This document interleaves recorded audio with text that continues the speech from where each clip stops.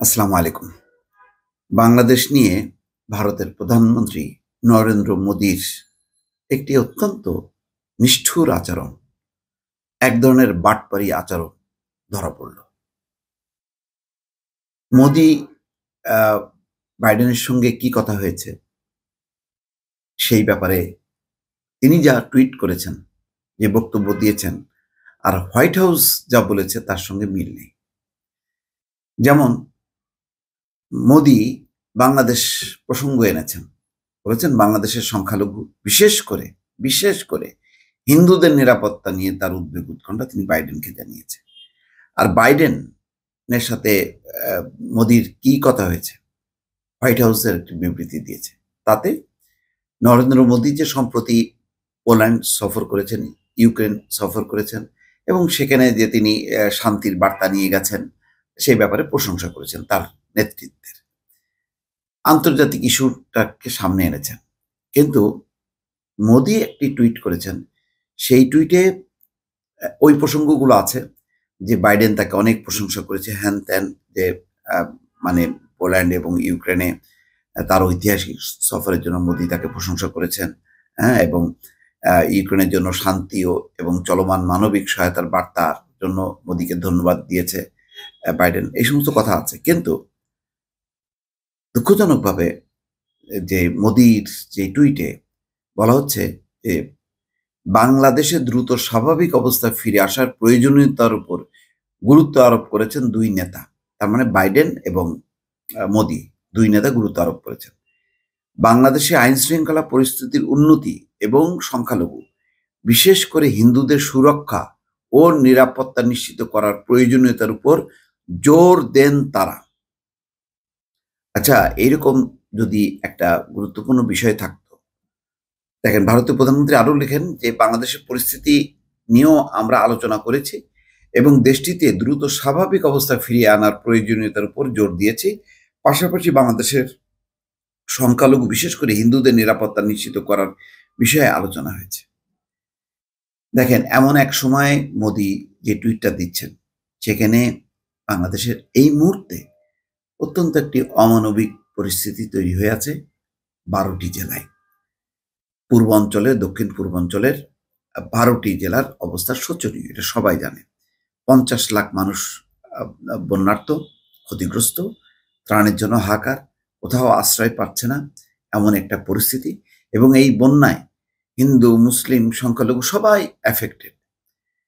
মোদী একবারও বলেছেন যে এই বাংলাদেশের পরিস্থিতি নিয়ে আমরা উদ্বিগ্ন, বিশেষ করে এই বন্যায় বিপুল পরিমাণের মানুষ ক্ষয়ক্ষতি হয়েছে সে নিয়ে আমরা উদ্বিগ্ন এবং সহায়তার জন্য আমরা আপনাকে অনুরোধ করছি বা আমরা নিজেরাও করছি, আপনিও করেন, এটা আছে নেই। তিনি সংখ্যালঘুদের বিষয়টা আনছেন। আচ্ছা, সংখ্যালঘুদের যে পরিমাণ ক্ষতিগ্রস্ত হয়েছে, তা বন্যায় যে পরিমাণ মানুষ ক্ষতিগ্রস্ত হয়েছে তার চেয়েও কি বেশি? মানে একেবারে প্রায় 23-24 জন এই পর্যন্ত যা মারা গেছে, বোধহয় সম্ভবত 30 জন মারা গেছে।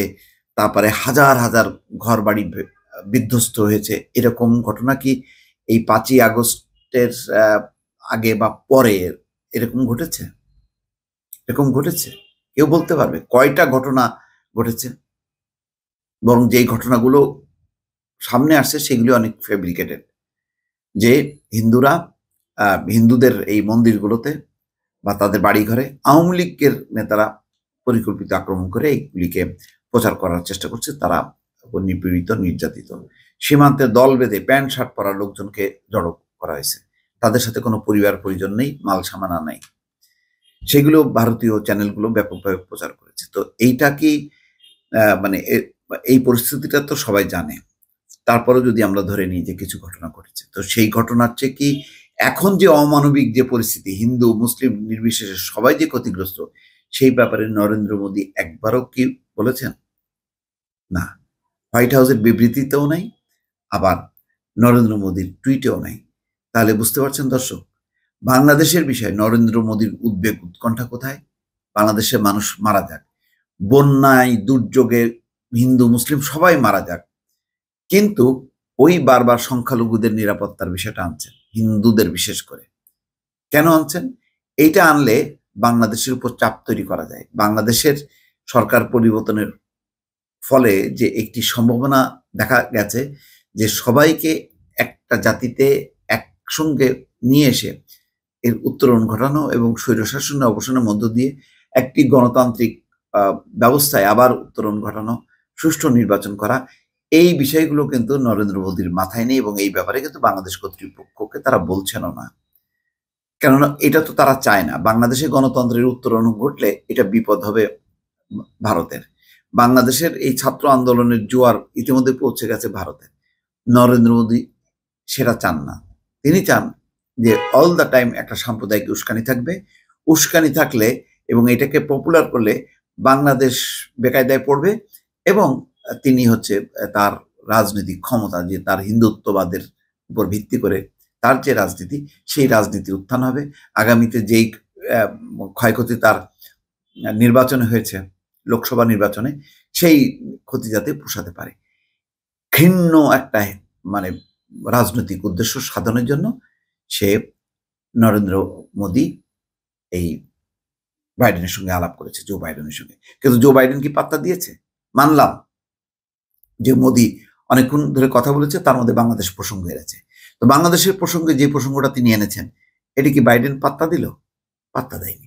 পাত্তা যদি দিত তাহলে হোয়াইট হাউসের বিবৃতিতে থাকতো যে মোদীর সঙ্গে কথা হয়েছে, সেই কথার প্রেক্ষিতে আমরা মনে করছি যে বাংলাদেশের সংখ্যালঘুদের নিরাপত্তা হওয়া উচিত।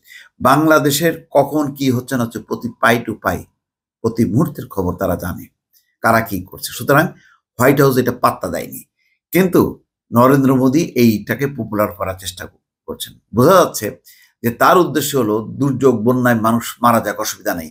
সে ওই সংখ্যালঘুদের উপর অত্যাচার হচ্ছে, নির্যাতন হচ্ছে, ওই ভারতের যে সমস্ত কিছু মিডিয়া আছে যারা এখন আওয়ামী লীগের পয়সায় পরিচালিত হচ্ছে, তারা যে অপপ্রচারগুলো ছড়াচ্ছে ওটার উপর ভিত্তি করে সে বাংলাদেশকে বেকায়দায় ফেলতে চায়।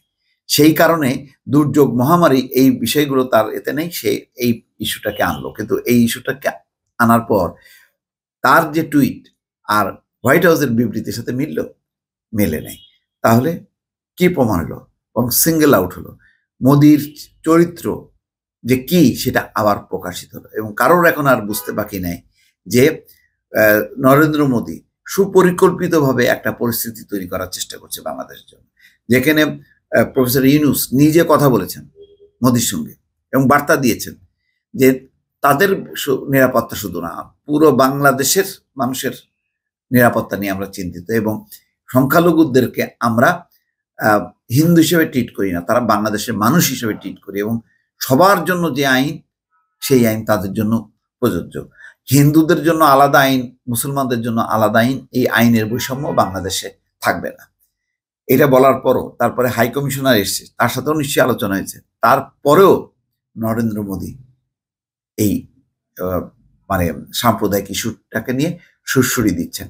কেননা আসলে 5ই আগস্ট শুধু শেখ হাসিনার পতন হয়নি, ভারতের একটি ভয়ঙ্কর একটি পরাজয় ঘটেছে। সেই পরাজয়টা সে ভুলতে পারছে না। দর্শক ভালো থাকবেন, আল্লাহ হাফেজ।